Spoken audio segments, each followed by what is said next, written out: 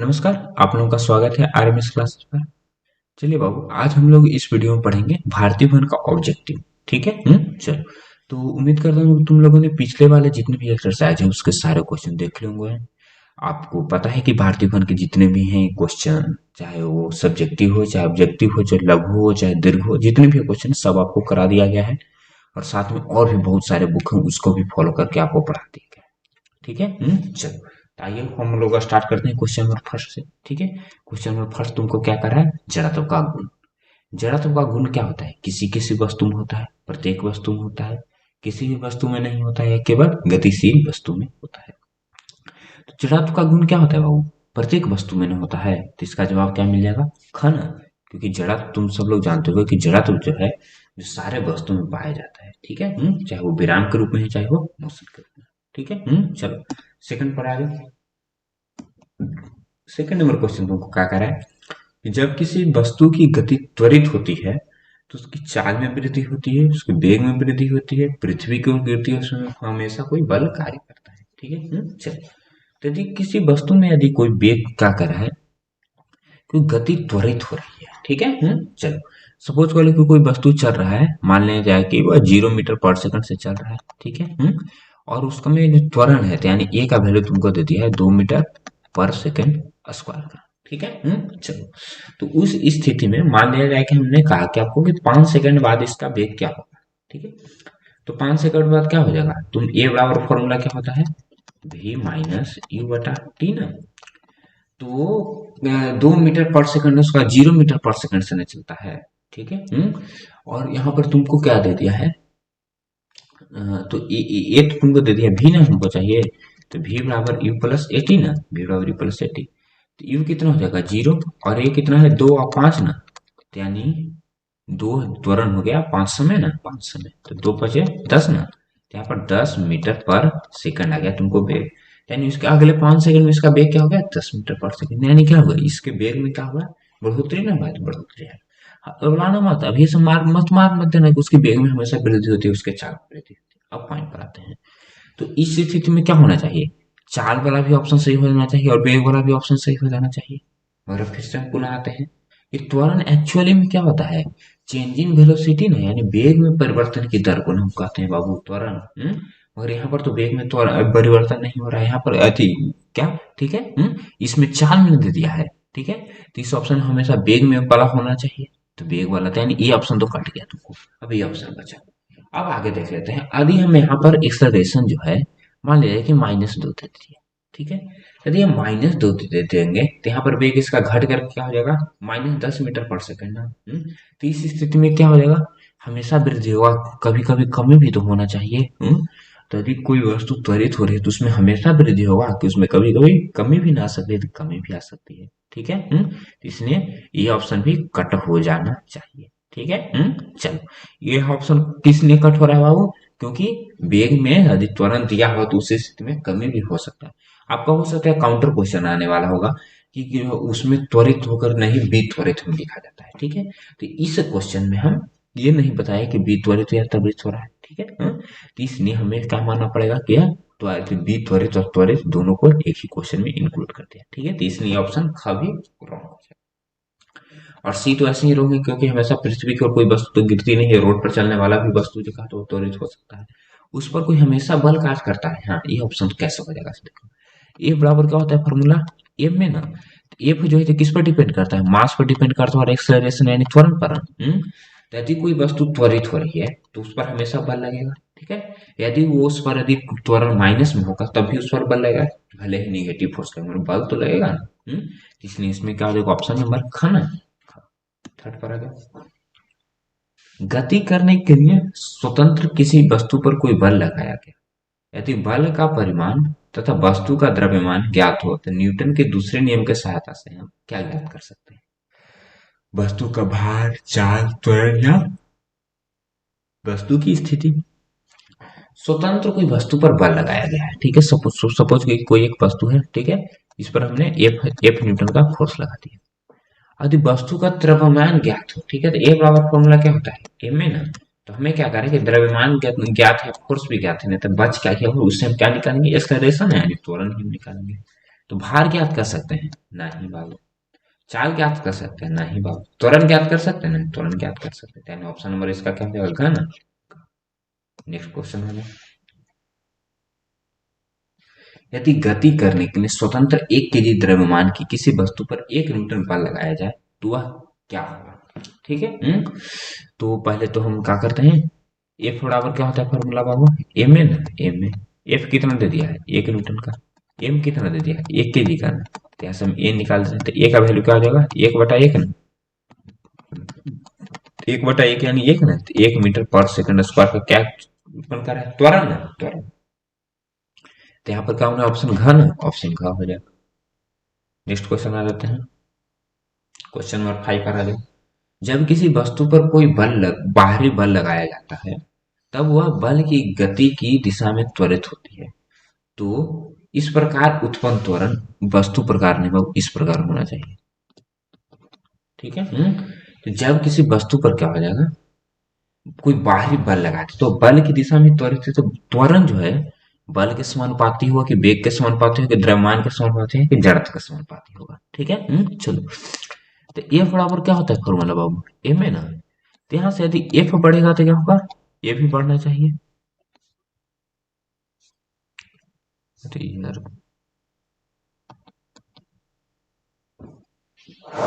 भटक रहा है। हाँ, तो यहाँ पर से क्या आ रहा है? एफ, अरे बट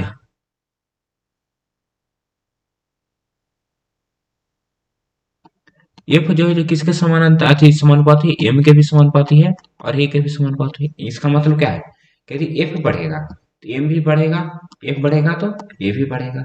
यदि एफ घटेगा तो एम भी घटेगा, एफ घटेगा तो ए भी घटेगा। ठीक है। तो यहाँ पर हम इसका उल्टा भी कर सकते हैं। ठीक है।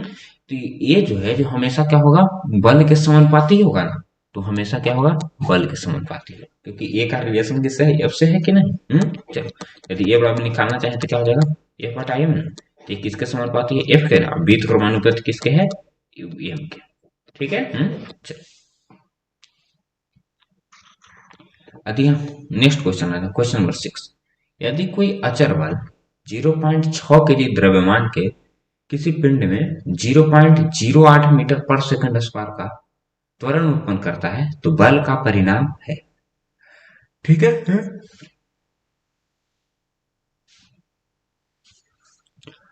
कोई कांस्टेंट बल है, ठीक है, कितना पर लग रहा है? एम बराबर कितना दे दिया तुमको? 0.6 का जी, 0.6। त्वरण कितना का उत्पन्न हो रहा है?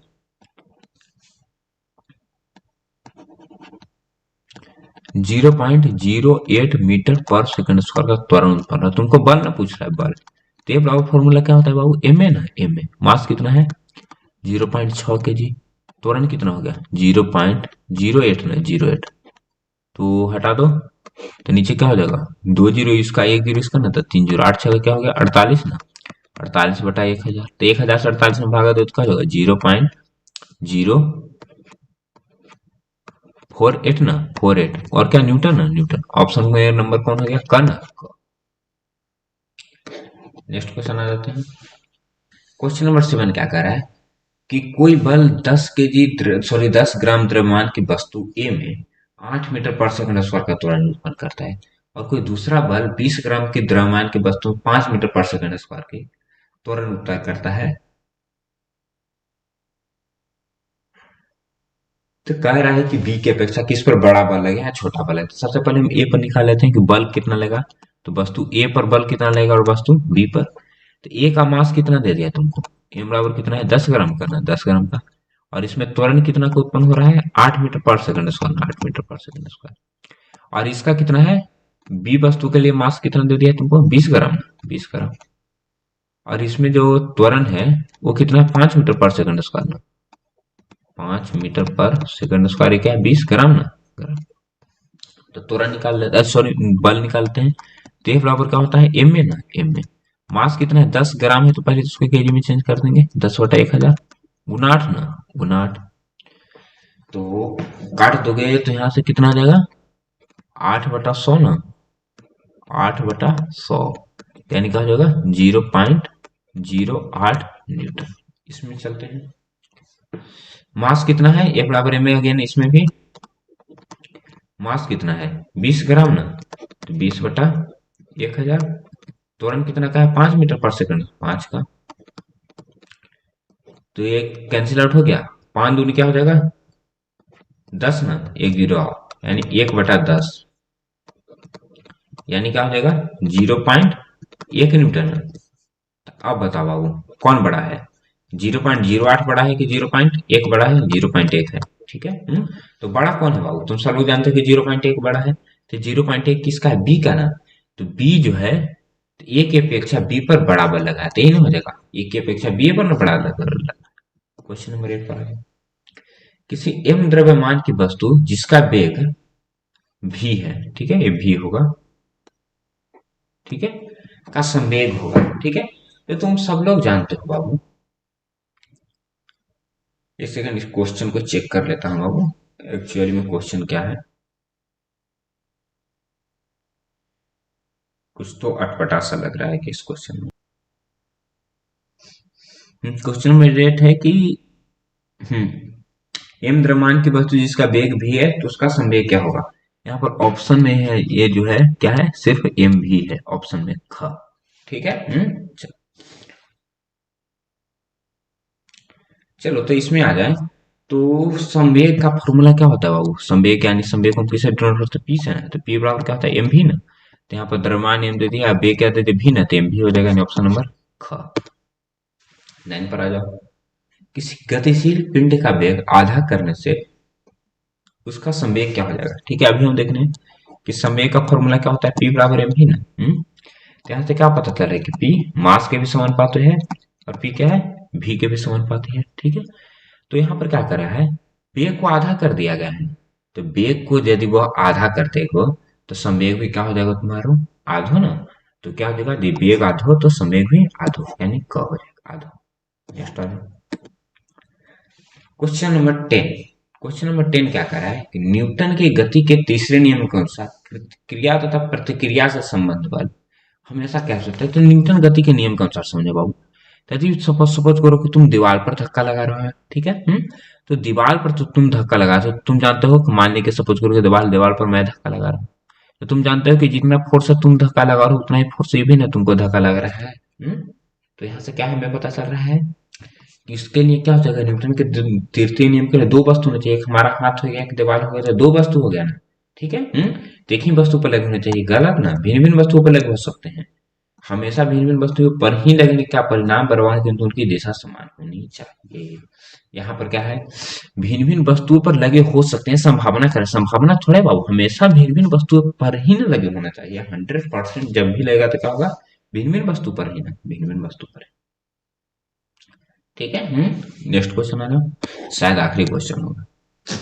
किसी बल्लेबाज द्वारा क्रिकेट की गेंद को मारने पर गेंद जमीन पर लुढ़कती है, ठीक है, और कुछ दूरी चलने के बाद गेंद रुक जाती है, तो गेंद रुकने के लिए धीमी क्यों हो जाती है, ठीक है। तो क्रिकेट की गेंद को सपोज करो कि गेंद है, ठीक है, गेंद को तुमने मारा, तो कुछ दूर चला, यहाँ पर चला करके आ करके आ गया, रुक के, तो रुकेगा, तो इसका मतलब क्या है कि गेंद कोई वेग से जा रहा है, ठीक है, और धीरे धीरे जाकर इसका वेग क्या हो रहा है, जीरो ना हो रहा है, तो वेग इसका जीरो हो जा रहा है।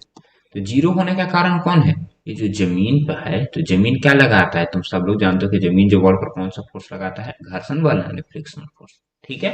चलो, तो यहाँ पर क्या है, गेंद ने पर्याप्त प्रयास से हिट नहीं किया है, ये तो ना होना चाहिए, गेंद वेग वेग गेंद पर लगाए गए बल के समानुपाती होता है, गेंद पर गति के दिशा के विपरीत एक बल कार्य करता है, के विपरीत दिशा में एक बल कार्य कर रहा है ना, उसका नाम क्या है, फ्रिक्शनल फोर्स ना, यानी उसे हम क्या कर सकते हैं बाबू, घर्षण बल ना, घर्षण, ठीक है।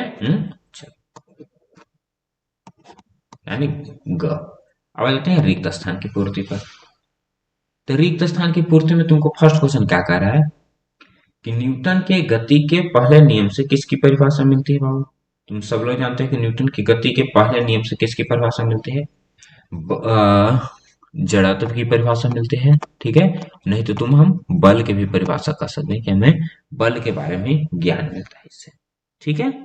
चलो, तो बल भी हो सकता है इसमें और जड़त्व भी हो सकता है, ठीक है। चलो, सेकंड पर आ जाओ। जिस गुण के कारण कोई पिंड विराम की अवस्था बनाए रखना चाहता है, तो कौन गुण के कारण विराम की अवस्था विराम में रहना चाहता है, गति में है तो गति में रखना चाहिए, उसका नाम क्या है, जब बाबू जड़त्व है ना। जड़त्व। 5 केजी द्रव्यमान में 3 मीटर पर सेकेंड स्क्वायर होगा बाबू। स्क्वायर का त्वरण उत्पन्न करने पर 2 न्यूटन बल की आवश्यकता होगी। ठीक है। 5 केजी द्रव्यमान की गेंद में 3 मीटर प्रति सेकंड स्क्वायर के उत्पन्न करने के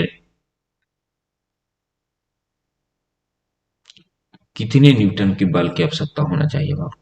ठीक है।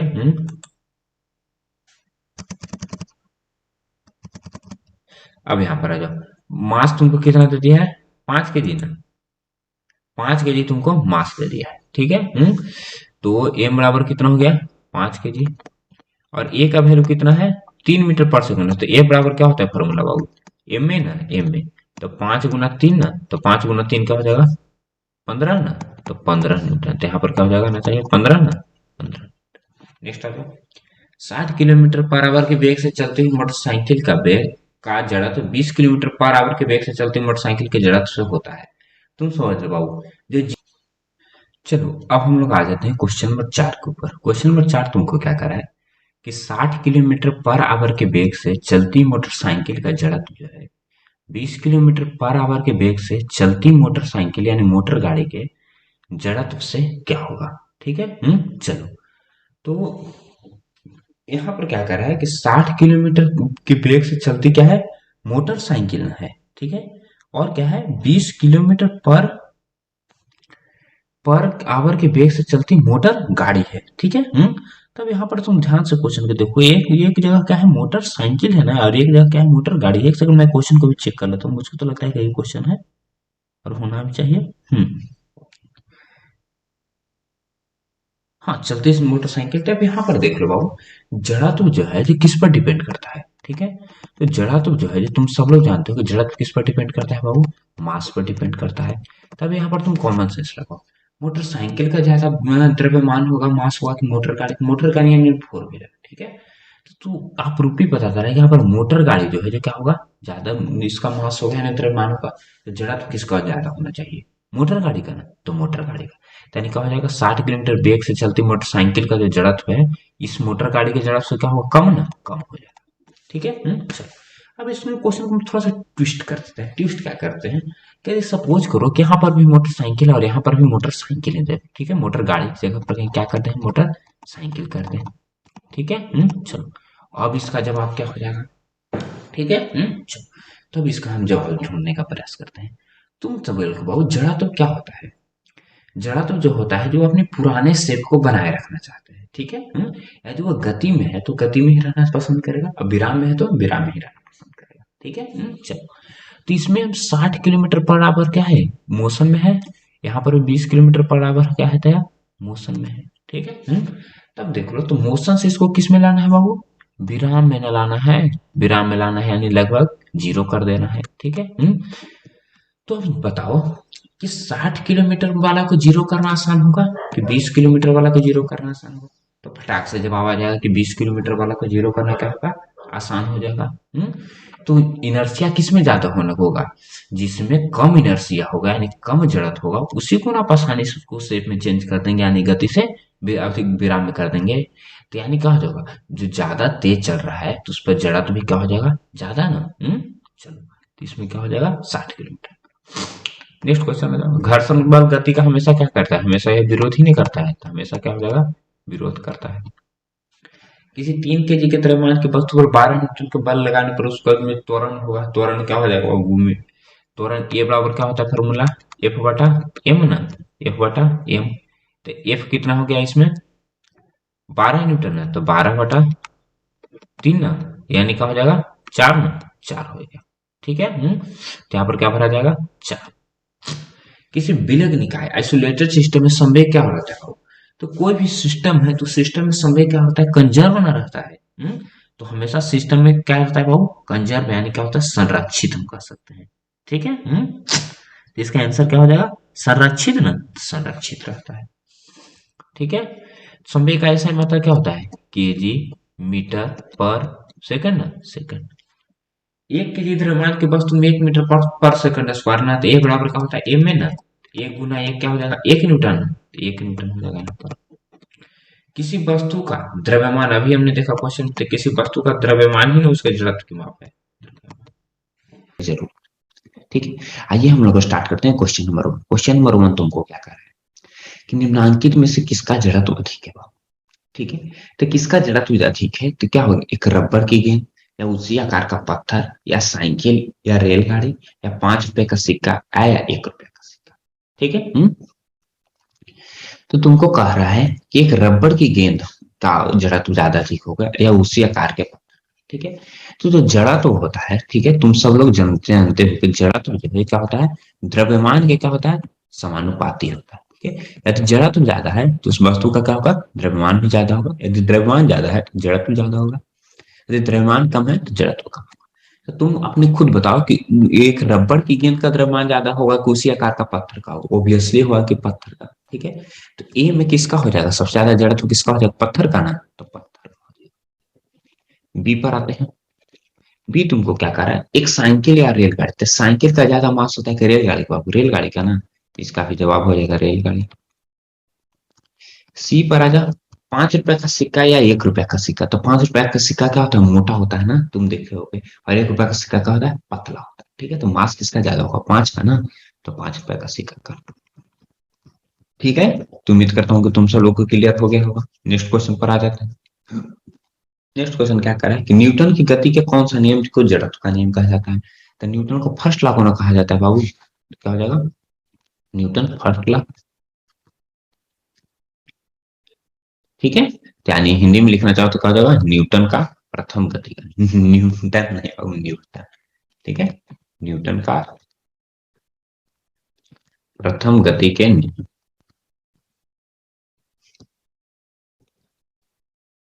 नेक्स्ट आएगा, गति का कौन सा नियम बल की परिभाषा देता है बाबू। तो गति का जो फर्स्ट नियम है, प्रथम नियम भी बल का तुमको परिभाषा देगा, और द्वितीय नियम भी। ठीक है, वो कैसे से समझते हैं। ठीक है, तो प्रथम नियम क्या बताता है, कोई जो वस्तु है यदि वह विराम में है, ठीक है, तो विराम से क्या होना चाहता है, वह गति में आना पसंद नहीं करता है, और गति में है तो क्या होता है, विराम में आना पसंद करता है।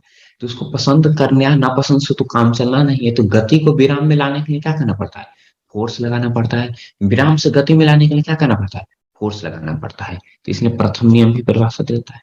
और द्वितीय नियम क्या है, द्वितीय नियम तुमको फॉर्मूला लाता है, ए बराबर क्या होता है, एम। यहाँ से तुमको पता चलता है कि फोर्स जो होता है क्या होता है, मास और एक्सेलरेशन के गुणनफल का बराबर होता है। ठीक है, तो प्रथम नियम भी और द्वितीय। थर्ड पर आ जाओ, किसी पिंड का त्वरण कब शून्य होगा। थर्ड,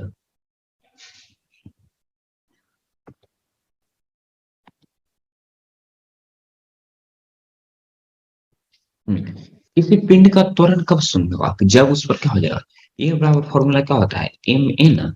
तो यदि फोर्स यदि इसका जीरो हो जाएगा, ठीक है, तो यदि force equal to zero, then क्या हो जाएगा, उसका त्वरण भी क्या हो जाएगा, जीरो हो जाएगा। नहीं तो यदि मोशन में तुम सब लोग पढ़े होगे, तो मोशन में एक्सलरेशन जीरो कब होता है, जब जो वेलोसिटी है वो क्या हो, यूनिफॉर्म हो। ठीक है, यूनिफॉर्म कहने का मतलब क्या हो जाता है, एक समान चाल से चले। ठीक है, क्या रहे बाबू, एक समान चाल से चले या एक समान वेग से चले। ठीक है, तो दो स्थिति में त्वरण जीरो होगा, एक क्या होगा, यदि उसका फोर्स जीरो होगा तब भी उसका एक्सीलरेशन जीरो हो जाएगा, नहीं तो वह एक समान वेग या एक समान चाल से चले तब भी उसका क्या हो जाएगा, जीरो। ओके, नेक्स्ट बढ़ जाओ, किसी वस्तु के द्रव्यमान तथा वेग के सम्मिलित प्रभाव को किस भौतिक राशि से व्यक्त करते हैं। तो द्रव्यमान क्या लिखा है, एम ना, वेग क्या लिखा है, भी। तो एम भी से कौन होता है, पी ना बाबू, यानी पी का नाम क्या होता है, मोमेंटम ना, तो मोमेंट। ठीक है, मोमेंटम यानी इसको हम क्या कह सकते हैं, संवेग ना, संवेग। ठीक है, तो किसी वस्तु के द्रव्यमान और वेग के सम्मिलित प्रभाव को हम क्या कहते हैं, संवेग ना। नेक्स्ट आ जाए, संवेग के परिवर्तन की दर किस राशि को सूचित करती है। तो संवेग परिवर्तन की दर क्या होता है, P2 माइनस P1 बटा टी। ये क्या होता है, संवेग में परिवर्तन की दर, दर यानी समय ना, तो इसको हम क्या कहते हैं, फोर्स कहते हैं। ठीक है, संवेग में परिवर्तन की दर को हम क्या कहते हैं, फोर्स यानी बल कहते हैं। ठीक है, चलो नेक्स्ट आ जाए, एक पिंड पर लगे बल और उसमें उत्पन्न त्वरण के बीच क्या संबंध है। ठीक है, फोर्स और उसके त्वरण के बीच में क्या संबंध, तो फोर्स और ये क्या होता है, फॉर्मूला एम है ना, तो फोर्स डायरेक्टली प्रोपोर्शनल टू होता है ये, यानी एफ क्या होता है, ए के समानुपाती होता है। यदि एफ बढ़ेगा तो क्या होगा, ए भी बढ़ेगा, एफ घटेगा तो क्या होगा, ए भी घटेगा।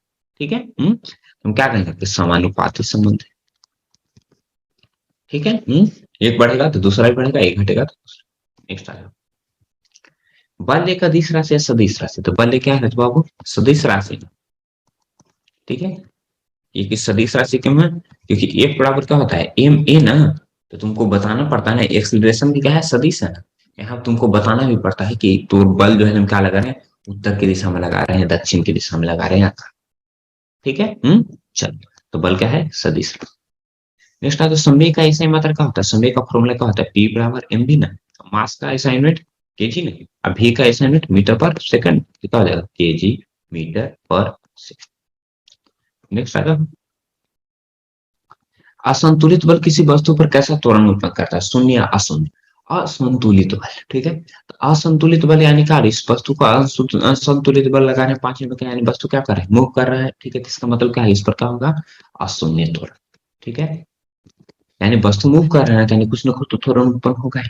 ठीक है, और संतुलित बल में क्या होता है बाबू, वो वस्तु मूव नहीं करता, उसका सिर्फ शेप में चेंज करता है। ठीक है, तो उसका संतुलित बल का ज्यादा क्या हो जाता है, तो संतुलित बल का क्या हो जाएगा, शून्य त्वरण। ठीक है, और असंतुलित बल क्या होगा, अशून्य। न्यूटन के तृतीय गति नियम को लिखे, तो तृतीय गति नियम क्या होता है कि किसी भी वस्तु के बराबर एवं विपरीत प्रतिक्रिया होती है, बराबर एवं विपरीत प्रतिक्रिया होती है, प्रतिक्रिया होती है। ओके। चलो, नेक्स्ट आ जाओ। क्या एक क्रिया एवं प्रतिक्रिया एक ही पिंड या भिन्न भिन्न पिंडों पर कार्य करते हैं। ठीक है बाबू, तो सपोज कर लो कि यहाँ पर क्या है, एक दीवार है। ठीक है, और दीवार पर तुम धक्का दे रहे हो, तो क्या होगा, तुम दीवार पर मान लीजिए 5 न्यूटन का फोर्स लगा, तो क्रिया में विपरीत क्रिया प्रतिक्रिया के कारण न्यूटन के थर्ड लगेगा, ये भी तुम पर क्या लगेगा, 5 न्यूटन का फोर्स लगा। भले तुम यदि इस डायरेक्शन में लगा रहो, तो इस डायरेक्शन में लगा। ठीक है, दोनों का डायरेक्शन क्या होगा, अलग हो सकता है। ठीक है, मगर यहाँ पर जो तुमको सवाल उठ रहा है कि क्या एक ही पिंड पर कार्य करता है, दोनों पिंड पर, यानी क्या बनेगा, दो पिंड रहेगा तब ना क्रिया में विपरीत प्रक्रिया, एक क्या होगा, लगाने का काम करेगा, एक क्या करेगा, रिएक्ट करने का काम करेगा। ठीक है, तो न्यूटन का थर्ड लाइन क्रिया में विपरीत प्रतिक्रिया होती है, वो क्या होती है, दोनों। निम्नलिखित तथ्यों की व्याख्या किस प्रकार कर सकते, कूदने से पहले मनुष्य दौड़ता है। ठीक है, तो कूदने से पहले मनुष्य का होता है, दौड़ता है, यानी क्या है, शुरू में क्या था, विराम में न था, और उसके बाद फिर कहा गया, गति में। ठीक है। तो कूदने से पहले यदि मनुष्य दौड़ता है, यानी पूछ रहा है कि किस प्रकार के जड़त्व से कूद, यानी क्या होगा, पहले किस में था, विराम में था, तो विराम में नहीं रहना चाहिए, और आप क्या होगा, गति में ना, तो किसका बताएगा, विराम जड़त्व।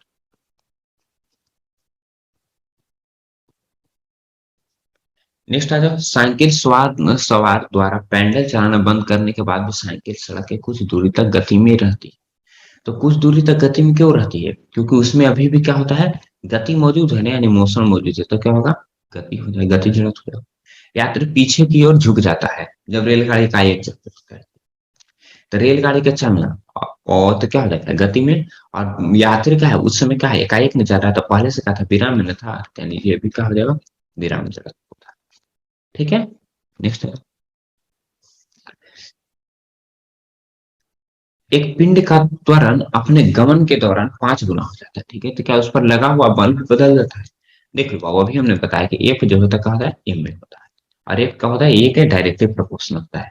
यदि एफ 5 गुना बढ़ेगा, तो एफ भी क्या बढ़ेगा, 5 गुना बढ़ेगा। और उसमें एक कंडीशन होगा कि मास भी उसका क्या होना चाहिए, सेम होना चाहिए। जनरली मास का होता है, वस्तु का बदलता नहीं। यदि हम कहने की किसी दूसरी वस्तु पर बल लगा, तो फिर इस केस में हो जाएगा कि एक्सलेशन के कारण इसका जो बल होगा क्या होगा, चेंज होगा। ठीक है, मगर इसमें क्या कर रहा है, ये यदि 5 गुना लगा रहा है, तो बल भी क्या होगा, 5 गुना। 0.2 kg द्रव्यमान का एक पिंड स्थिर मेज पर रखा, तो उसका संवेग क्या होगा, स्थिर रखा है ना बाबू, यानी v बराबर 0 ना, तो p का फॉर्मूला क्या होता है, एम भी ना, तो ये v 0 हो गया, तो p बराबर भी क्या हो जाएगा, 0।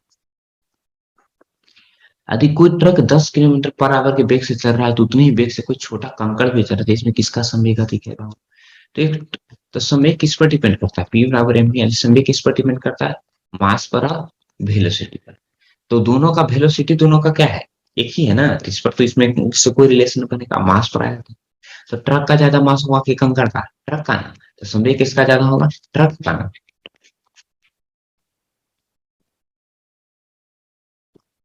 नेक्स्ट क्वेश्चन नंबर 17, गति के उस नियम का नाम लिखा जो निम्नलिखित में, तो पानी में तैरना। तो पानी में तैरना में कौन होता है बाबू? थर्ड वाला ना, न्यूटन के तीसरा गति का नियम। ठीक है, क्योंकि जितने हम तेजी से अंदर में हाथ डालेंगे उतनी तेजी से क्या करेगा, तुमको ऊपर फेंकने का काम करेगा, उत्प्लावनल ग्रेविटेशन तुमको और पढ़ और डिटेल में समझोगे पानी में तैरना। मेज पर रखी पड़ी पुस्तक का वहीं रहना। तो मेज पर पड़ी पुस्तक है जो वहीं रह रहा है, ठीक है, यानी उसको हम क्या कर रहे हैं, उसको हम हिलाने का काम नहीं ना कर रहे हैं, तो इसमें क्या हो जाएगा, फलाना। ये क्या करे, गोली का छोड़ना।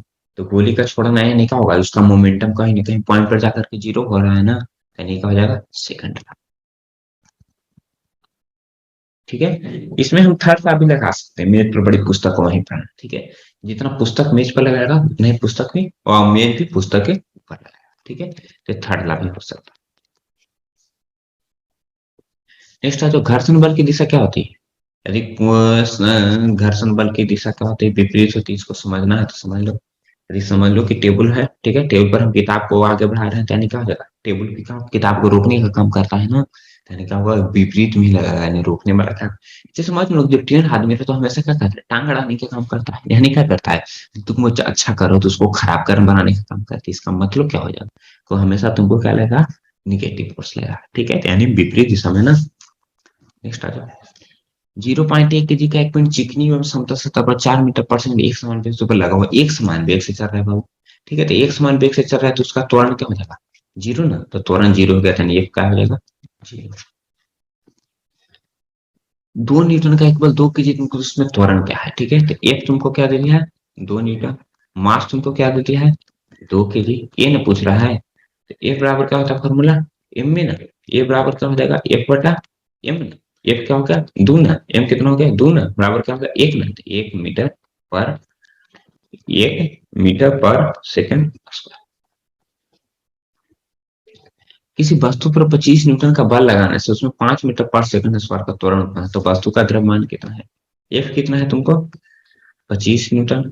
ए कितना है, 5 मीटर पर सेकंड स्क्वायर। एम पूछ रहा है, एफ बराबर क्या होता है फॉर्मूला बाबू, एम है ना, तो एम बराबर क्या हो जाएगा, एफ बटा ए ना। एफ कितना है, 25 ना, ए कितना है, 5 ना, कटकुट के काटेगा 5 ना, तो 5 kg। ठीक है, चलो चलो, अब आ जाते हैं हम लघु तरीय पर। लघु तरीय तुमको क्या करा है कि बल की परिभाषा दें, इसका ऐसा मात्रक है। ठीक है, तो बल की परिभाषा में हम क्या लिखेंगे, पॉइंट, यदि हम पॉइंट देना भी चाहें तो बल की परिभाषा में क्या देंगे, तो बल को हम डिफाइन क्या करेंगे, बल जो है क्या करता है, किसी भी वस्तु को क्या करता है, विराम से गति में लाता है, या तो गति से विराम में लाता है, ठीक है, या लाने का प्रयास करता है, उसी को हम क्या कहते हैं, बल करते हैं। ठीक है, तो बल का काम क्या हो जाएगा कि विराम से गति में ले जाना। ठीक है, और एक पॉइंट क्या हो जाएगा, गति से विराम में लाना। ठीक है, गति से विराम में लाना। ओके, चल, तो यहाँ पर यदि तुमको पूछ रहा है कि इसका असाइनमेंट, तो बल का फॉर्मूला क्या होता है, एफ बराबर एम है ना, तो इसका असाइनमेंट क्या हो जाएगा, एम का केजी, ए का मीटर पर सेकंड स्क्वायर, तो एक हो जाएगा केजी मीटर पर सेकंड स्क्वायर। एक और इसका दूसरा नाम हो जाता है, क्या हो जाता है, न्यूटन। ठीक है, तो इसका दो असाइनमेंट। नेक्स्ट, ठीक है, नीचे दिए गए उदाहरण में से गेंद का वेग कितनी बार बदलता है। ठीक है, तो फुटबॉल के खेल में खिलाड़ी ए गेंद पर किक लगाकर, ठीक है, ए जो है इसको किक लगाकर बी पर पहुंचाता है। ठीक है, और बी उस गेंद को किक लगाकर गोल की ओर पहुंचाने का प्रयास करता है। ठीक है, ये गोल की ओर यहाँ पर आ रहा है, तो विपक्षी टीम का गोलकीपर जो है सी इसे रोकता है। ठीक है, तो सी इस गेंद को रोक रहा है। ठीक है, और रोक करके फिर क्या करता है, वह अपनी टीम के खिलाड़ी डी को पहुंचाता है। ठीक है, वो अपनी टीम के खिलाड़ी डी को पहुंचा देता है। ठीक है, तो कह रहा है कि अब बताइए कि कहां पर, तो पहले तो ए कुछ वेग से लगाएगा फुटबॉल पर। ठीक है, तो ए जो है जो कुछ वेग से लगाकर बी पर पहुंचाए। ठीक है, तो यहाँ पर कुछ वेग में परिवर्तन है। अब बी, ए से बी तक आई एक वेग से, फिर बी उसको पुनः एक वेग से फेंका, कहां तक, गोलकीपर के सी तक। ठीक है, तो सी हुआ। अब पुनः सी ने इसको पकड़ा, तो सी पकड़ लिया तो सी का क्या हो गया बेग, सी के जब फुटबॉल पहुंचा तो सी जैसे ही पकड़ लेते क्या हो गया, फुटबॉल का बेग क्या हो जाएगा, जीरो ना, जीरो हो गया। अब पुनः सी उसको कुछ बेग से कहां पहुंचाया, डी तक पहुंचाया। ठीक है, चल। तो कह रहा है कि अपने तो उस कारक की भी पहचान करें जो प्रत्येक अवस्था में बल प्रदान करता है।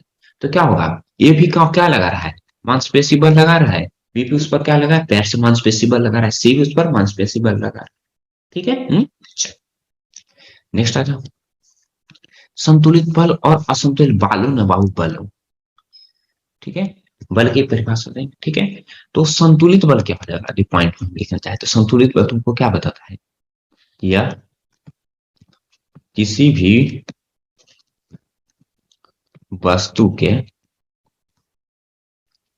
रूप में परिवर्तन लाता है। ठीक है, और असंतुलित बल क्या करता है, या किसी भी वस्तु के गति में परिवर्तन होता है, किसी भी वस्तु के गति में परिवर्तन लाता है। इसको तो हम नोट आउट करते चलना हो रहे। तो इसको आप समझना चाहो तो समझ लो कि ये क्या है, बैलून है। ठीक है, बैलून पर 5 न्यूटन का इधर से भी लगा रहे हैं। ठीक है, और 5 न्यूटन का फोर्स इधर से भी लगा रहे हैं, तो क्या होगा, बैलून का होगा, चिपकेगा, यानी पिचकेगा। मगर यदि हम कहें तो ये कहा जाएगा संतुलित बल ना हो गया। और यदि हम कहें कि सिर्फ इधर से 5 न्यूटन का फोर्स लग रहा है, तो क्या होगा, बैलून का होगा, आगे बढ़ेगा। ठीक है, तो क्या होगा, मोशन हो रहा है, असंतुलित बल, इसमें साइड में परिवर्तन हो रहा है, शेप में परिवर्तन हो रहा है, संतुलित। ठीक है, जड़त्व का नियम क्या है, इसकी जड़त्व का नियम क्या है, कोई भी वस्तु, कोई भी वस्तु अपनी अपनी पुरानी अवस्था, अपनी पुरानी अवस्था बनाए रखना चाहता है। ठीक है, क्या करता है वह, बनाए रखना चाहता है। ठीक है, चाहे वह विराम में हो या गति में, चाहे वह विराम में हो या गति में। ठीक है, चलो, ऐसे किसने प्रतिपादित किया था, वो गैलीलियो ना, गैलीलियो। ठीक है, इसी को क्या कहते हैं, न्यूटन गति का प्रथम नियम है। नेक्स्ट आ जाओ, बलों के समूह द्वारा उत्पन्न हो सकने वाले प्रभावों का उल्लेख करें। ठीक है, तो बलों के समूह द्वारा क्या हो जाएगा, क्या प्रभाव होगा, वह वस्तु गति में आ जाएगी। ठीक है, गति में आ जाएगी। और क्या हो सकता है, वह वस्तु विराम में आ सकती है, वह वस्तु विराम में आ सकती है। ठीक है, और क्या हो जाएगा, बल की किसी वस्तु पर लगा होगा तो और क्या होगा, गति में आ गया, मोशन में आ गया, अच्छी सॉरी गति में आ गया, विराम में आ गया, खत्म कर, और क्या पॉइंट लघु है ये। तो न्यूटन के प्रथम गति का नियम लिखे हैं, उसको व्याख्या करें तो अभी जो जड़त्व का डेफिनेशन लिखे हैं उसी को छेप दो। ठीक है, तो इसमें भी क्या हो जाएगा, वही सेम चीज कि न्यूटन का प्रथम गति का नियम क्या होता है, जड़त्व का नियम होता है, जड़त्व का नियम जो होता है उसे लिख लो। ठीक है, व्याख्या कर लो।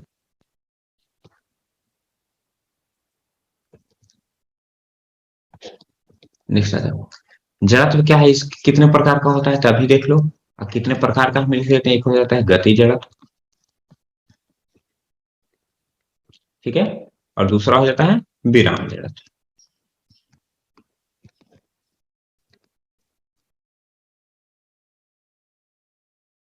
ठीक है, चल, जड़त्व और द्रव्यमान के संबंध को स्थापित करें। ठीक है, तो जड़त्व जो है द्रव्यमान के क्या होता है, समानुपातिक। ठीक है, यदि किसी वस्तु का जड़त्व यदि इंक्रीज कर रहा है यानी बढ़ रहा है, ठीक है, तो उसका द्रव्यमान भी क्या होगा, इंक्रीज करेगा, यानी क्या होगा, बढ़ेगा। ठीक है, और यदि इसका जड़त्व क्या हो रहा है, घट रहा है, ठीक है, या डिक्रीज कर रहा है, तो उसका द्रव्यमान भी क्या होगा, घट रहा है। ठीक है, दोनों क्या है, समानुपाती। नेक्स्ट आ जाओ। क्या शून्य बाहरी असंतुलित बल अनुभव करती है?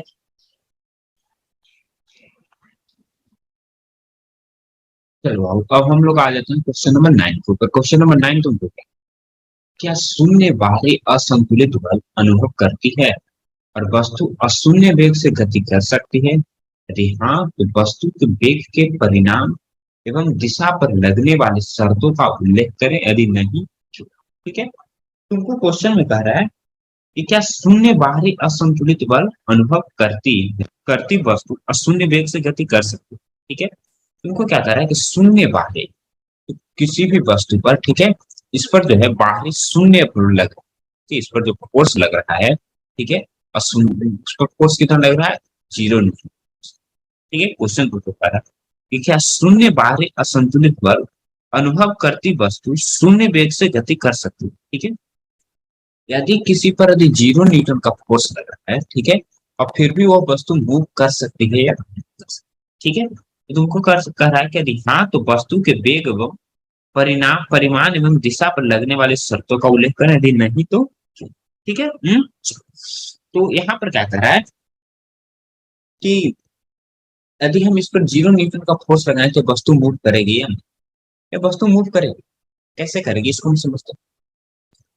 यदि इस पर हम 1 न्यूटन का फोर्स लगाए, सपोज करो कि इस पर मैंने 1 न्यूटन का फोर्स लगाया तो इसका कुछ ना कुछ तो एक्सलरेशन होगा, एक्सलरेशन हो जाएगा, सपोज करो कि 1 मीटर पर सेकंड स्क्वायर हो जाएगा, 2 मीटर पर सेकंड स्क्वायर होगा, 0.5 मीटर पर सेकंड, कुछ ना कुछ तो एक्सलरेशन होगा ना बाबू। सब लोग जानते हैं कि यदि किसी वस्तु पर फोर्स लगता है तो उसमें कुछ ना कुछ तो एक्सलरेशन होता है। तो एक्सलरेशन के कारण वस्तु क्या करता है, मूव करता है। ठीक है, और क्या होता है, विदाउट एक्सलरेशन वस्तु मूव करता है कि नहीं करता है, करता है बाबू। यदि किसी वस्तु को कहें कि 2 मीटर प्रति सेकंड पे कांस्टेंट वेग से, यानी क्या कर रहा है वह एक समान चाल से यदि कोई वस्तु चल रही है, तो इसका मतलब क्या हो जाएगा, वो वस्तु जो है बिना त्वरण के चल रही है। एक समान चाल का मतलब क्या हो, वस्तु क्या होता है, बिना त्वरण। तो बिना त्वरण के भी वस्तु मूव कर सकते हैं ना बाबू, तो बिना त्वरण के वस्तु मूव कर सकते हैं, इसलिए यदि हम उस पर 0 का फोर्स लगाएं तभी वो वस्तु क्या करेगी। ठीक है, चलो, तो और इसमें तुमसे क्या कर रहा है कि परिणाम एवं दिशा पर लगने वाली शर्तों का उल्लेख करें। ठीक है, तो परिणाम क्या होगा, परिणाम तो कांस्टेंट होगा, यानी उस पर क्या होगा, कांस्टेंट फोर्स लगेगा। ठीक है, सॉरी कांस्टेंट फोर्स नहीं, कांस्टेंट वेलोसिटी लिख दो, कांस्टेंट वेलोसिटी, या तो स्पीड भी तुम लिख सकते हो। और तुमको क्या कह रहा है कि उस वस्तु का जो दिशा पर क्या होगा, ठीक है, तो तुम सब लोग जानते हो यदि किसी वेलोसिटी का डायरेक्शन यदि चेंज हो जाए, तो डायरेक्शन चेंज हो गया तो इसका मतलब क्या, तो इसका वेलोसिटी चेंज हो, डायरेक्शन भी चेंज हो रहा है तो इसका मतलब क्या है, उसमें एक्सलरेशन हो जाता है। इसलिए यहाँ पर यदि कांस्टेंट वेलोसिटी देना है तो डायरेक्शन भी इसका क्या हुआ, कांस्टेंट ही ना होगा, कांस्टेंट होगा। डायरेक्शन को भी हम क्या लिख सकते हैं, कांस्टेंट। ठीक है, उम्मीद करता हूँ तुम सबको समझ में। अब बढ़ते हैं नेक्स्ट क्वेश्चन को। क्वेश्चन नंबर 10 तुमको क्या कर रहा है कि हम एक लकड़ी के बक्से को 200 न्यूटन का बल लगाकर उसे नियत वेग से फर्श पर धकेलते हैं, बक्से पर लगने वाला घर्षण बल क्या होगा। ठीक है, तुमको क्या कर रहा है कि 200 न्यूटन का फोर्स लगा रहे हैं इस पर। ठीक है, फोर्स कितना लगा रहे हैं, 200 न्यूटन, मगर वह जो नियत वेग से चल रहा है, ठीक है, तो नियत वेग से चल रहा है तो इसका मतलब है कि उस पर जो नेट फोर्स है वो क्या लगेगा, 0 लगेगा। ठीक है, नेट फोर्स क्या लगा, 0। कैसे, सपोज करो ये बक्सा है, ठीक है, इस बक्सा पर यदि हम 200 न्यूटन का फोर्स लगाए, ये बस बक्सा क्या करेगा यार, मूव करेगा। ठीक है, मूव करेगा, मगर ये क्या करे, एक समान वेग से मूव कर रहे हैं ना, इसका मतलब क्या बन जाएगा, इसमें 0 त्वरण होता है। तो 0 त्वरण है तो हम कह रहे हैं कि इसका जो फोर्स लग रहा है, फोर्स भी लग रहा है, तो इसका कहाँ फोर्स खत्म कहाँ हो रहा है, तो नेट फोर्स इसका 0 होता है, यानी इसका पर जो है जितना फोर्स लग रहा है उतना ही इस पर क्या लग रहा है, फ्रिक्शनल फोर्स। ठीक है, यानी इसे हम घर्षण बल। ठीक है, 200 न्यूटन का इस पर फोर्स लग रहा है तो नेट फोर्स 0 है, तो इसका मतलब है कि घर्षण बल इस पर कितना लग रहा है, 200। तभी वो वस्तु रुक जा रहा है, यानी वस्तु पर नेट फोर्स का है 0, क्योंकि वस्तु पर दो फोर्स ने काट रहा है, एक तो पॉजिटिव फोर्स उसका डायरेक्शन इस तरफ है, और एक क्या होगा, घर्षण बल में, तो घर्षण बल का डायरेक्शन क्या है, इस तरफ। ठीक है, चलो, उम्मीद करता हूँ तुम सबको क्लियर हो गया। Next question. किसी बस के अकस्मात चल पड़ने से यात्री पीछे की ओर झुक जाते हैं। ठीक है, क्या कह रहा है, किसी बस के अकस्मात यानी एकाएक यदि चलने से यात्री जो है पीछे की ओर, तो बस जो है, ठीक है, तो बस चला तो हम बस के साथ में क्या है बाबू, यदि बस विराम में है तो हमारा शरीर भी उस समय क्या है, विराम में है। ठीक है, मगर क्या हुआ, अब बस ने क्या कर लिया, चलना स्टार्ट किया यानी गति पकड़ लिया। मगर हम अभी भी जड़त्व के कारण किसमें है बाबू, जड़त्व के कारण अभी हम किसमें है, विराम में है, विराम। इसका मतलब क्या हो जाएगा, हमारा शरीर तो यानी जो निचले वाला जो पोर्शन वो क्या है, वो विराम में ही है। अच्छा शरीर ऊपर वाला पोर्शन हमारा क्या है, विराम में ही है, मगर नीचे वाला पोर्शन किसमें आ गया, गति में आ गया, क्योंकि बस के साथ क्या होता है, वो बस के सतह से ही जुड़ा रहता है बाबू। ठीक है, इसलिए क्या हो जाएगा, इसमें क्या हो जाएगा, आपका कमर के जो ऊपर का जो पोर्शन है वो क्या हो जाएगा, विराम नहीं रहेगा, मगर कमर के नीचे का जो पोर्शन है क्या होगा, तीन होगा। इसलिए क्या होगा, अकस्मात क्या होगा, हमारा शरीर विराम में रहना चाहिए, इसमें क्या करेंगे, ठीक है। इसका आंसर हम क्या लिख सकते हैं, जड़त्व के कारण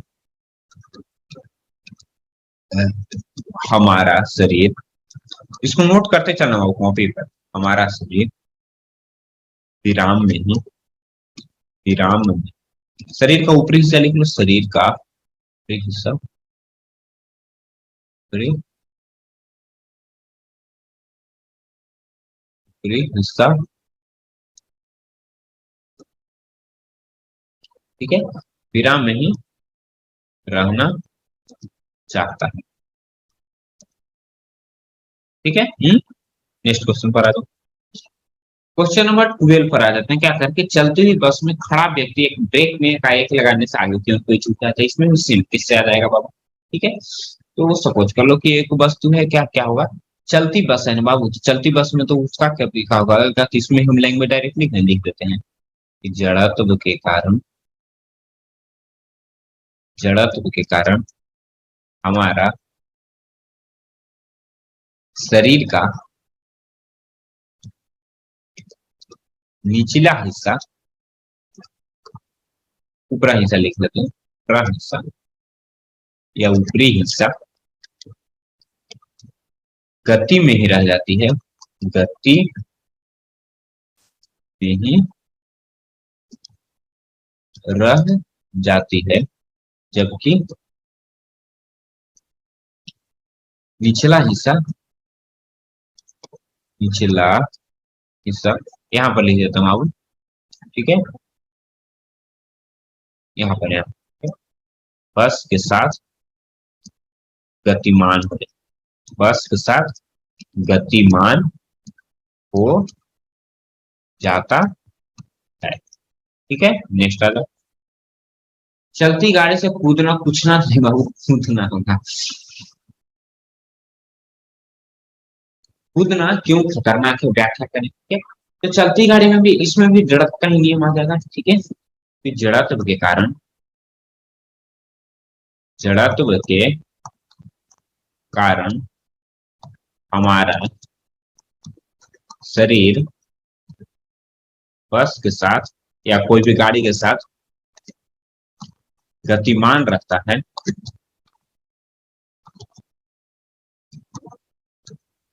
अतः हम हमें कूदने पर आगे की ओर, आगे की ओर गिर सकते हैं। ठीक है, जिस तरह से बस का डायरेक्शन रहेगा ना, उसी प्रकार हम गिर गिर गिरे गिर सकते हैं। इसलिए क्या हो जाएगा, चलती बस से कूदना खतरनाक, इसलिए चलती बस से कूदना खतरनाक होता है। नेक्स्ट क्वेश्चन है, फिसलन वाली जमीन पर, ठीक है, फिसलन वाली जमीन पर चलना कठिन होता है, क्यों, क्योंकि फिसलन वाली जमीन पर क्या होता है, उस पर घर्षण बल क्या होता है, नहीं, नाम को मात्र, फिसलन वाली जमीन पर, वाली जमीन पर घर्षण बल, घर्षण बल नहीं होती है, इसलिए, इसलिए इस पर न्यूटन का काका न्यूटन थर्ड लॉ अप्लाई नहीं करते, लागू नहीं कर पाते, हिंदी ना, लागू नहीं कर पाते हैं, क्योंकि चलने के लिए हमें क्या होता है, न्यूटन का थर्ड लॉ का पालन करना आवश्यक है ना, चलने के लिए तृतीय गति के नियम, तृतीय गति नियम का पालन करना आवश्यक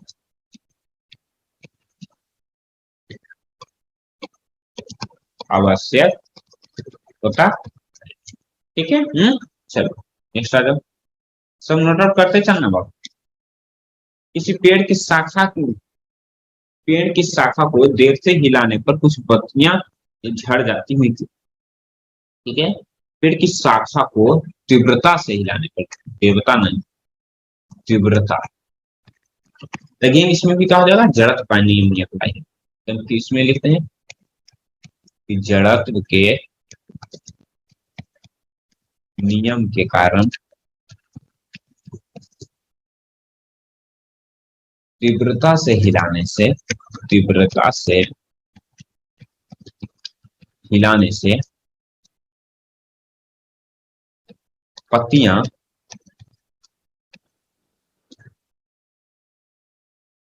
विराम में ही रह जाती है, विराम में ही रह जाती है, और शाखा गतिमान हो जाती है, शाखा गतिमान हो जाती है, ठीक है। चलो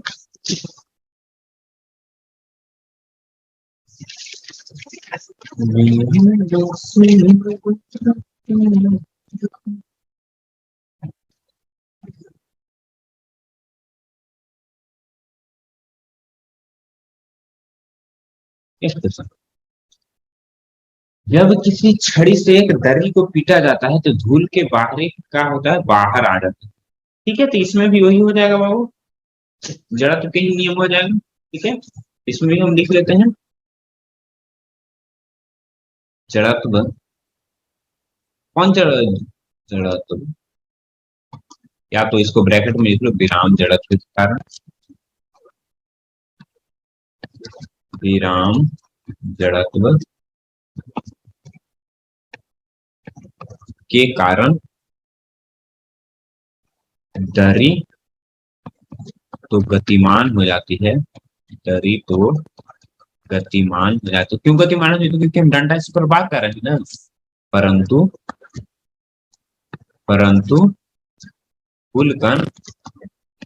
धूलकण विराम में ही रह जाते हैं, धूलकण विराम में ही रह जाते हैं, ठीक है।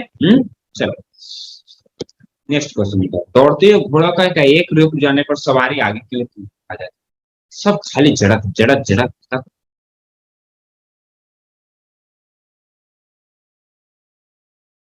इसे लिखो जड़त्व के कारण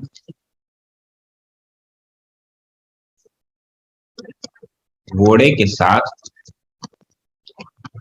के साथ हमारा शरीर भी गतिमान रहता है,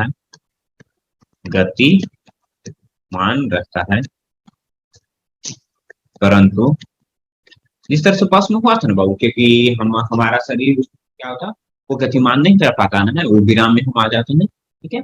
जैसे ही मान लीजिए कि बस गतिमान है, एक बैक ब्रेक लगाए तो क्या होगा, गाड़ी में तो ब्रेक लगे, मगर हमारा शरीर अभी भी क्या है, मोशन में नहीं, जिससे चलते हम क्या कहते हैं, आगे क्यों, उसमें तो आगे है तो सीट बच गए ना, और घोड़ा में तो कोई है नहीं, ओपन है घोड़ा, तो क्या होता है सीधे नीचे, ठीक है। परंतु शरीर में, परंतु रुकने पर हमारा शरीर, इधर लिख देता हूँ, गतिमान ही रह जाता है जबकि घोड़ा विराम में आ जाता है, विराम में आ जाता है। ठीक है, नेक्स्ट क्वेश्चन आ जाओ। दरी खींचने पर उस पर खड़ा व्यक्ति उलट क्यों जाता है? इसमें भी सेम हो जाएगा, सिर्फ जड़ा, क्योंकि दरी पर खड़ा व्यक्ति दरी के साथ विराम में रहता है, विराम में रहता है, परंतु दरी खींचने से दरी तो गतिमान हो जाता है, दरी तो गतिमान हो जाता है, परंतु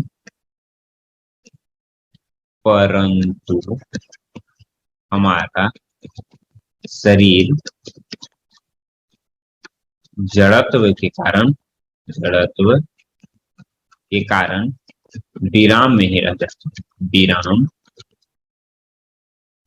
में ही रह जाता है। ठीक है, चलो इसको भी नोट आउट करते चलना। खाली जड़ा जड़ा तो माथा उठता है, बस की छत पर रखे सामान पर राशि से क्यों गए? वो लो, इसमें भी लिखो, बस के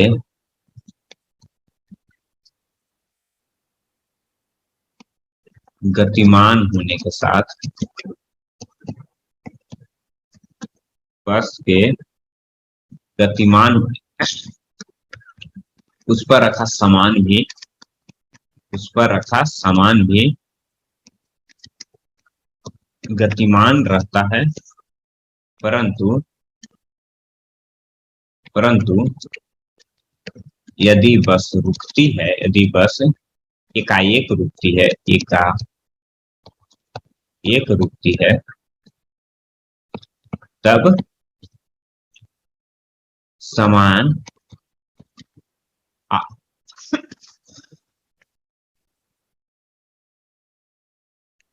आगे की ओर झुकेगा। इसमें भी जड़त वाला हो जाएगा ना बाबू, क्योंकि जैसे बस तो रुक गई, बस तो विराम में होकर सामान अभी भी क्या है, जड़त के कारण क्या हुआ, गति में ही न है, इसलिए क्या हुआ, सामान क्या हो जाएगा, आगे की ओर झुक जाएगी। अतः हमें, यदि हम नहीं बांध कर रखेंगे तो क्या होगा, आगे गिर जाएगी बाबू, इसलिए हमें क्या करना था, हमें बांध कर, इधर लिख देता हूँ, रखना पड़ता है। नेक्स्ट क्वेश्चन, संवेग की परिभाषा दी इसका ऐसे में। संवेग क्या होता है, द्रव्यमान तथा वेग के गुणनफल को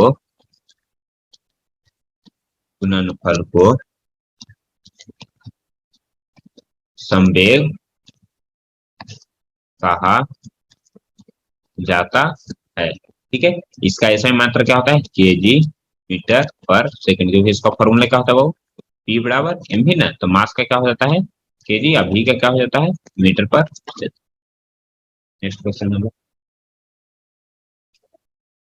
नेक्स्ट क्वेश्चन तुमको क्या करा, 21, न्यूटन के द्वितीय गति को नियम को लिखकर उसकी व्याख्या करें। ठीक है, तो ऐसा क्वेश्चन मैंने, न्यूटन के जो द्वितीय गति का नियम है, ऐसा क्वेश्चन मैंने किसमें बताया था तुम सबको, लॉन्ग आंसर क्वेश्चन में, जिसमें था, उस क्वेश्चन में मैंने तुमको बता दिया था कि में भी कैसे आता है। ठीक है,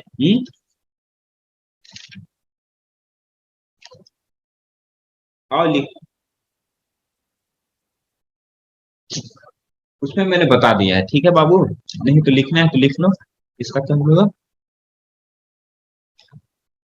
किसी भी वस्तु के संवेग परिवर्तन की दर, संवेग परिवर्तन की दर उस पर लगे बल के समानुपाती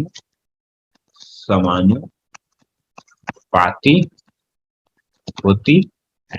ठीक है, देख जो है क्या होता है, चेंज इन मोमेंटम ना, तो चेंज इन मोमेंटम संवेग परिवर्तन की दर ना, तो चेंज इन मोमेंटम, संवेग का होता है मोमेंटम ना, मोमेंटम और बटा क्या होता है टाइम ना, परिवर्तन की दर यानी क्या आ जाएगा टाइम। ठीक है, नेक्स्ट क्वेश्चन आ जाओ। खिलाड़ी क्रिकेट बॉल को कैच लेते अपने हाथ पीछे की ओर क्यों खींचेगा, ताकि उसका उसका यानी गेंद का संवेग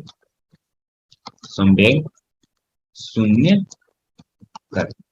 ठीक है, तो ये संवेग शून्य कर दो तभी ना होगा।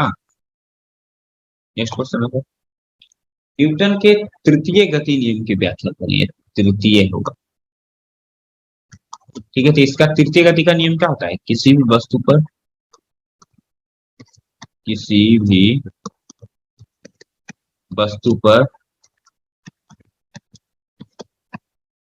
बराबर एवं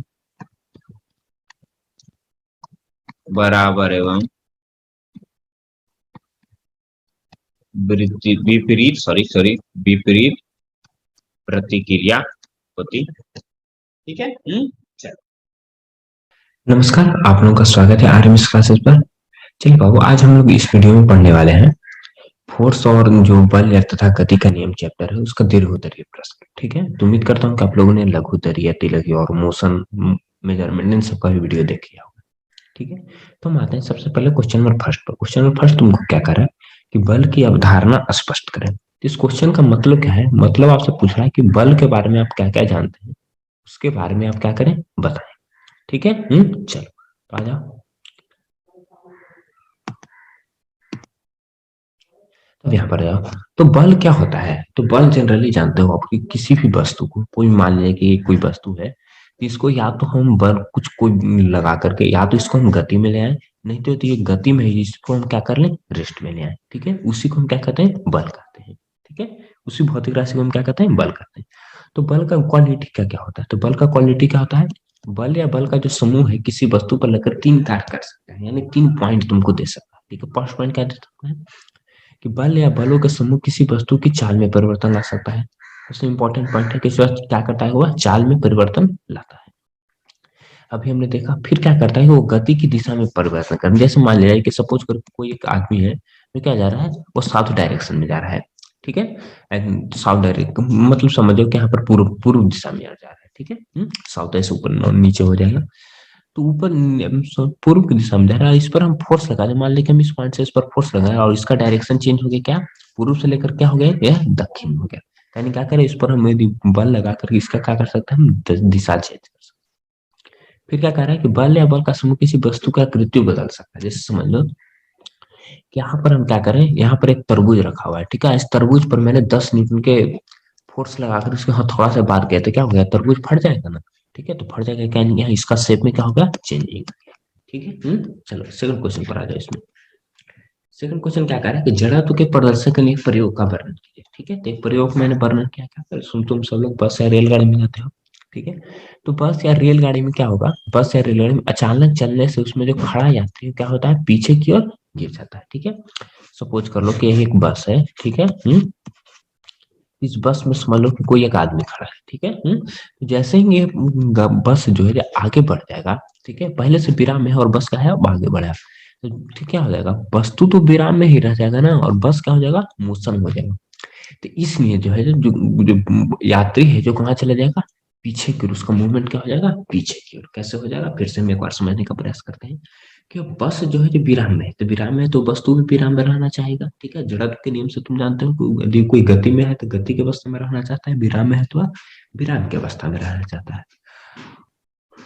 ओके, चलो, ये तो यार रहेगा किस किस अवस्था में रहना चाह रहा है, विराम की अवस्था में, मगर ये क्या करे गति करके, तो गति करेगा तो क्या होगा, बस तो आगे बढ़ गया ना, मगर आदमी जो है जो विराम के विराम में नहीं रहे, इसलिए क्या हुआ थोड़ा सा हुआ पीछे झुक गया।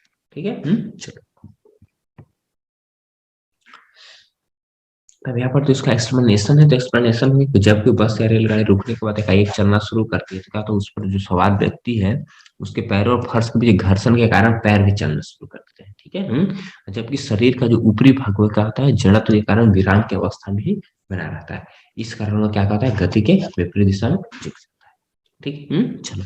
ठीक है, वो पैर जो है जो गाड़ी से कांटेक्ट में रहता है तो जल्दी से क्या कहेगा, ये जैसे ही गति में है तो ये भी गति में आएगा, हमारा ऊपरी भाग क्या हुआ, हमारा जड़ा के कारण क्या रह गया, विराम ही न रह गया, विराम में, इसलिए क्या हुआ पीछे के।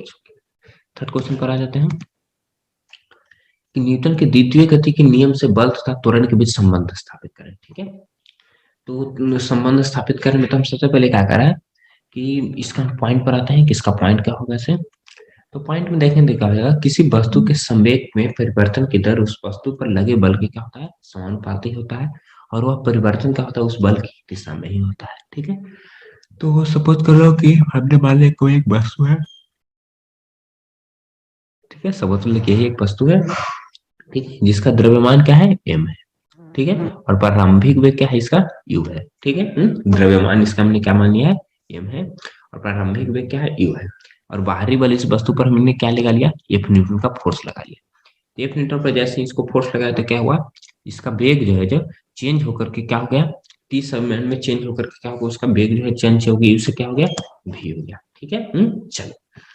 तब यहाँ पर हम जान जाते हैं कि स्टार्टिंग में इस वस्तु का समय क्या होगा, p बराबर mv से तो क्या हो जाएगा, इससे p है तो p बराबर mv से प्रारंभिक समय क्या हो जाएगा, p बराबर mu ना, mu हो गया। ठीक है, और t समय के बाद इसका वेग चेंज होकर क्या हो जाता है, v ना, तो अब इसका समय क्या हो जाएगा, यदि p1 इसको हम कहते हैं, ठीक है, और इसको p2 कहते हैं, तो अब क्या हो गया, mv ना, तब हो गया mv, पहले से कितना था, mv था, अब क्या हो गया, mu था, अब हो गया mv। क्या करेगा टी समय में, ठीक है, टी है, ठीक है, तो टी समय में वस्तु के समय में परिवर्तन क्या होगा, p2 माइनस p1। तो बल की जो परिभाषा होती है वो क्या होती है, संवेग में परिवर्तन बटा समय ना, तो संवेग में परिवर्तन क्या होगा, p2 माइनस p1 बटा टी ना, बटा टी। तो p2 क्या हो गया, mv ना, p1 क्या हो गया, mu ना, बटा टी ना, बटा टी। ये दोनों पॉइंट्स हम m कॉमन ले सकते हैं, जैसे हम m कॉमन लेंगे तो क्या हो जाएगा, v माइनस यू हो गया, अरे बटा टी ना, बटा टी। तो v माइनस यू बटा टी हमने क्या पढ़ा है, ए ना पढ़ा है, जैसे हमने हम लोगों ने पढ़ा था मोशन में बराबर v माइनस यू बटा टी, तो टी बराबर क्या हो जाएगा, v माइनस यू बटा ये, इसको इसी तरह से हम कर सकते हैं, तो ये बराबर v माइनस यू बटा टी फॉर्मूला है ना, तो v माइनस यू बटा टी, तो ये में कर दिए। ठीक है, यानी एम में आ गया। ठीक है, चलो, तो यहीं से आ गया एफ जो का वैल्यू आ गया क्या, एम में, तो यही ना रिलेशन तुमसे पूछ रहा था, तो रिलेशन। नेक्स्ट क्वेश्चन आ जाओ। न्यूटन के थर्ड गति के नियम को लेकर उसको एक प्रयोग द्वारा सत्यापित करें। तो न्यूटन के थर्ड का के नियम क्या होगा, क्रिया तथा प्रतिक्रिया दो भिन्न वस्तुओं पर लगते हैं, यानी क्या होगा, किसी भी वस्तु पर बराबर में विपरीत प्रतिक्रिया होती है, एक कहलाता है न्यूटन का थर्ड लॉ कहलाता है। ठीक है, चलो, इसमें क्या हो जाएगा कि एक ही वस्तु पर, यानी इसमें न्यूटन के थर्ड लॉ में क्या हो जाता है, हमें दो वस्तु चाहिए, तो मान लिया जाए कि एक वस्तु है, इस पर यदि हम 5 न्यूटन का फोर्स लगा रहे हैं, ठीक है, ये भी जो वस्तु है जिस पर कितना लगाएगा, यदि कुछ कुछ से हम इस पर फोर्स लगाए तो ये भी, ये जो वस्तु है ये भी इस पर कितना लगा, 5 न्यूटन का फोर्स लगा, भले ही अलग डायरेक्शन में, मगर 5 न्यूटन का ही फोर्स लगा है। ठीक है, चलो, तो इससे एक पॉइंट और निकाला जाता है न्यूटन के थर्ड लॉ से, तो कि न्यूटन के थर्ड लॉ सत्यापित करने में हमें क्या चाहिए, दो वस्तु चाहिए। ठीक है, क्योंकि तभी तो एक वस्तु दूसरा पर लगाएगा और वही वस्तु उस पर लगाएगा, दोनों का फोर्स क्या होना चाहिए, समान होना चाहिए, सिर्फ डायरेक्शन अलग है। तो उसका उदाहरण का तो क्या लगा, नदी के किनारे जब हम कूदते हैं, तो नदी के किनारे यदि हम नाव पर तुम चढ़ रहे हो, तो नाव से जैसे ही कूदे होते कहा जा, नाव को अपने पैरों के क्या होगा, तो पीछे की ओर धकेलते हो, तभी ना, तो नाव का झटके से पीछे की ओर हट जाता है। ठीक है, अर्थात उसके द्वारा जो प्रतिक्रिया जो बल बल लगाया गया, उसी के कारण हम क्या करते हैं, आगे कूद पाते हैं, जितना तेज से उसको पीछे के धक्का देंगे उतना ही तेजी से वो क्या करेगा, आगे के फेंक देगा। नेक्स्ट आ जाओ।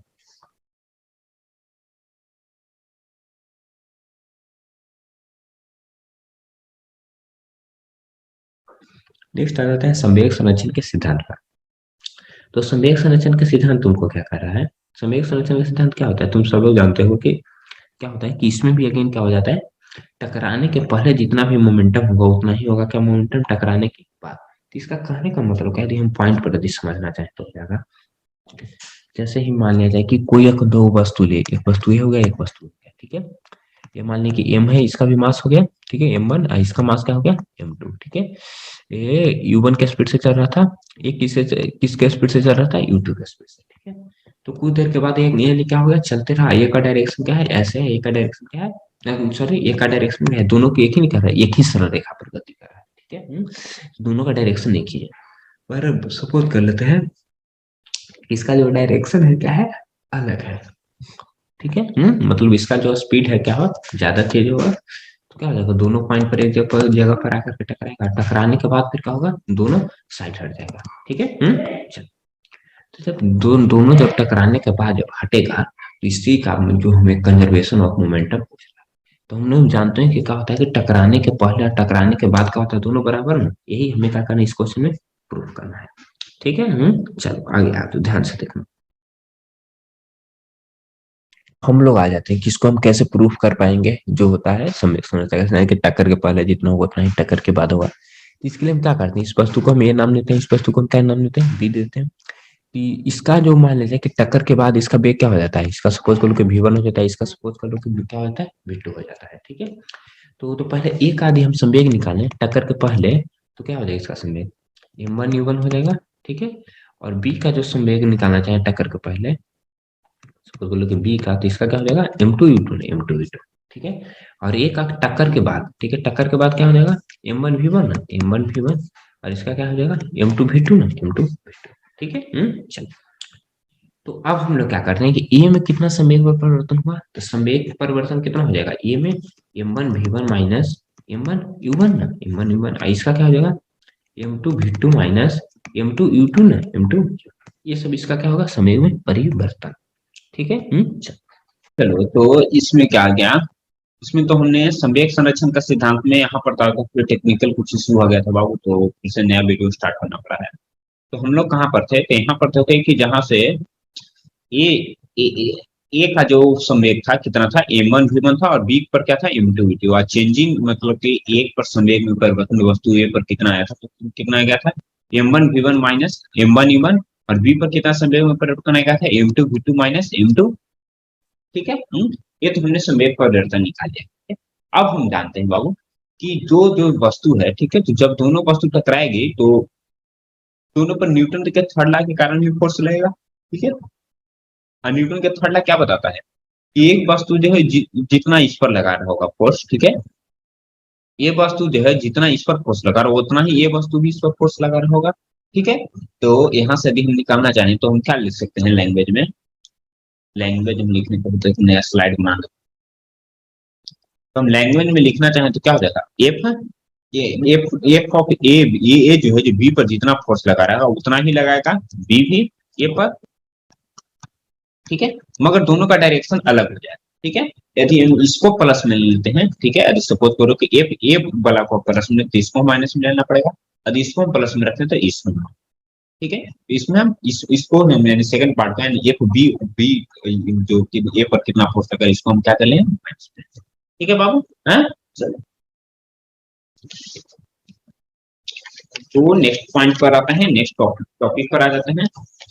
एफ ऑफ ए ना, तो ए बी पर कितना फोर्स लगा कि हम निकाल लेते हैं, तो इसका क्या हो जाएगा, मैंने क्या निकाला है, ये क्या है, M1V1 माइनस M1U1 ना, यहाँ से निकाल लो। तो फोर्स ऑफ ए अभी हम लोग पढ़ाते क्या होता है, change in momentum by time taken ना, तो चेंज इन मोमेंटम इसका क्या है, M1V1, तो M1V1 माइनस M1U1 ना, अब बटा T, अब बराबर हो जाएगा माइनस, इसका क्या हो जाएगा M2V2 ना, और माइनस M2U2, ठीक है, और बटा इसका भी क्या हो जाएगा टाइम T ना, तो T से T तो कैंसिल आउट हो जाएगा, दोनों तरफ है ना, T से T कैंसिल आउट होगा।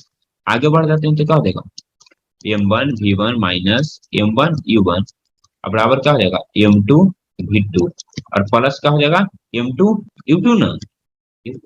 अब हम क्या कर लेते हैं, इस पार्ट को हम इधर ले आते हैं, इस पार्ट को हम इधर लेकर चल जाते हैं, तो क्या हो जाएगा M1V1, और प्लस क्या हो जाएगा m2v2 और बराबर क्या हो जाएगा m2u2 और प्लस क्या हो जाएगा m1। ठीक है, यही नहीं हो जाएगा बाबू कि जितना टकराने के पहले मोमेंटम होगा उतना ही टकराने के बाद होगा। चेक कर रहे हो, देख लो, m1 sorry m1v1 plus m2v2 और बराबर हो गया m2v2 प्लस m1। यही नहीं, यही संवेग संरक्षण का सिद्धांत। ठीक है, इसको सजा के लिखना चाहो तो लिख लो m1u1 प्लस m2u2 और बराबर हो जाएगा m1v1 प्लस m2। ठीक है, यही तुमको संवेग संरक्षण का सिद्धांत है। ठीक है।